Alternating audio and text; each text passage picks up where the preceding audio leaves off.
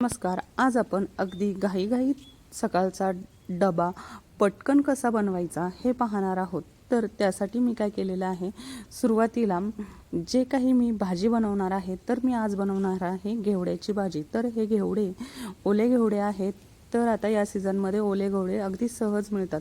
तर ते घेवडे मी कुकरला शिजवून घेतलेले आहेत आणि त्यानंतर लगेच चपात्याची कणिक मळून घेतलेली आहे. चपात्याची कणिक मळल्यानंतर ती थोडीशी भिजण्यासाठी ठेवलेली आहे आणि तोपर्यंत आपले कुकरला शिजलेले आहेत आणि आता कुकर थंड होण्यासाठी ठेवलेला आहे.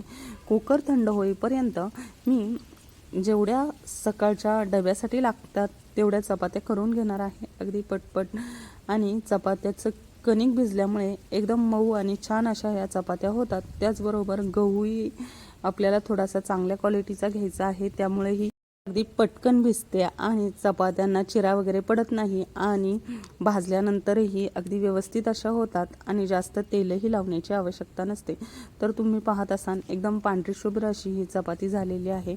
चपाती आता मी भाजून घेते आणि बाकीच्याही चपात्या करून घेते. अशाच पद्धतीने तुम्ही सकाळच्या घाईगडबडीत असं रुटीन फॉलो केलं की तुमचाही डबा अगदी पटकन असा बनला जातो. अर्ध्या तासातच आपला डबा बनून तयार होतो. त्यानंतर आपण आता भाजी करणार आहोत. तर त्यासाठी मी कढईमध्ये तेल गरम करून जिरं मोहरीची फोडणी दिलेली आहे आणि त्यानंतर त्यामध्ये कढीपत्त्याची फोडणी दिलेली आहे. नंतर हळद आणि त्यानंतर हे शिजवलेले घेवडे जे आहेत ते यामध्ये घातलेले आहेत आणि मस्त असं छान परतून घ्यायचं आहे. चवीनुसार मीठ घालायचं आहे.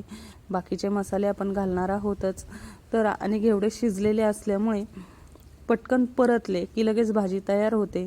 त्याचबरोबर कुकरला शिजवल्यामुळे ते पटकन शिजतातही. वरती शिजवायला थोडासा वेळ लागतो. ओले घेवडे असले तरीही थोडासा वेळ लागतो आणि घाईघाईत वरती शिजवणं जरा कठीण होतं. त्यामुळे पटकन कुकरला लावायचे आहेत आणि अशा प्रकारे घेवडे आपले शिजलेले आहेत. मसाला वगैरे घालून व्यवस्थित अशी ही भाजी आपल्याला बनवायची आहे. मुलांसाठी सकाळचा डबा करत असाल तर तिखट थोडंसं कमी घालायचं आहे, म्हणजे मुलंही अगदी आवडीने खातात. आणि जर तुम्हाला चालत असेल किंवा तुमच्या मुलांना चालत असेल तर तुम्ही थोडंसं जास्त घातलं तरीही चालेल. मी या ठिकाणी लाल तिखट अर्धा चमचा, कांदा लसूण मसाला आणि धना पावडर एवढे मसाले यामध्ये घातलेले आहेत. त्यानंतर 2 ते 3 चमचे शेंगदाण्याचं कूट घातलेला आहे. या ठिकाणी शेंगदाण्याचा कूट मी अगोदरच बनवून ठेवलेला होता, त्यामुळे भाजी अगदी पटकन बनते. कूट वगैरे बनवत बसायची आवश्यकता नाही. अशा प्रकारे शेंगदाण्याचा कूट घातल्यानंतर अगदी थोडंसं पाणी घालून अगदी 2च मिनिट भाजी पुन्हा शिजवून घ्यायची आहे, परतून घ्यायची आहे आणि आपला सकाळचा डबा तयार झालेला आहे.